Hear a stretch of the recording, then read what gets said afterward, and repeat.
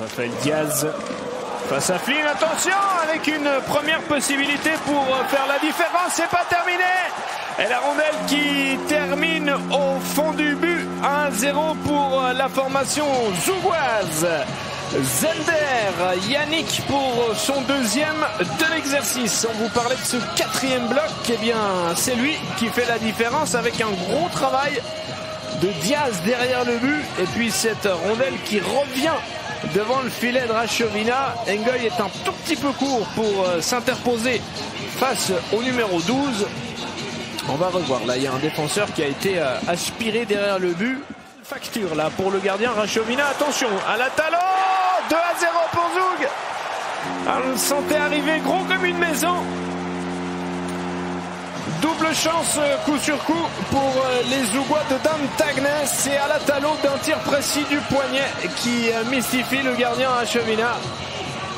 Et Zoug qui après moins de 6 minutes ce soir mène déjà 2-0. La passe pour Lino Martini. Regardez le bon shoot là. Le gardien qui était peut-être un tout petit peu trop proche de sa cage. Là, il n'a pas couvert suffisamment bien l'angle. Et avec ce tir précis du poignet, donc le défenseur à la talon qui résonne dans cette patinoire. Attention à cette possibilité. Il est tout seul et il marque le numéro 3. Solo de McIntyre, le numéro 7, qui après 93 secondes dans la deuxième période avec une facilité déconcertante pour son deuxième but de l'exercice. Un but qui va faire mal à Ambry Piotta qui avait réussi, on l'a dit, à tuer ses deux pénalités à 3 contre 5 et qui là, dès l'entame de la deuxième période, concède tout de suite un but. Il y a eu la chute notamment de Froller, ce qui a ouvert un boulevard en direction du but. Et donc sur le plafond du gardien, ça reste en possession des Zougois. Martini Hoffman, 4-0. Et il aura fallu donc la troisième possibilité à 5 contre 3 pour que Grégory Hoffman trouve le chemin des filets pour la première fois ce soir, pour la 8e fois déjà dans ce championnat de National League. Et donc enfin, serais-je tenté de dire, Zoug marque à 5 contre 3. Pas de sourire sur le visage de Grégory Hoffman. Une belle 1-5 contre 4 désormais. Avec un homme qui se retrouve en bonne position. La passe au centre pour Diaz. Hoffman en deuxième rideau.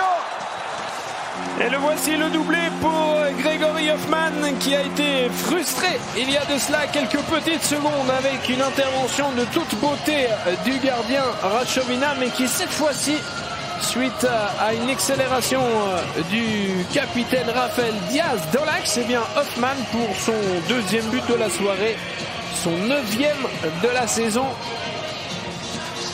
C'est lui l'auteur du 4-0, c'est lui l'auteur du 5-0.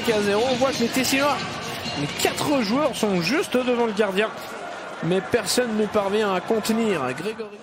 Ambry Piotta qui se retrouve maintenant en supériorité numérique avec un joli geste. Le but pour Johnny Knobuler qui privera donc le gardien Luca Hollenstein de son premier blanchissage pour son deuxième match dans l'élite. Joli but de Johnny Knobuler là, qui a ajusté un tir du poignet avec grande précision pour marquer le premier but d'Ambry Piotta, qui va donc sauver l'honneur ce soir en inscrivant cette réalisation à 5 contre 4. But de Johnny Knobuler qui, avec trop de facilité à mon goût, a réussi à perforer la défense.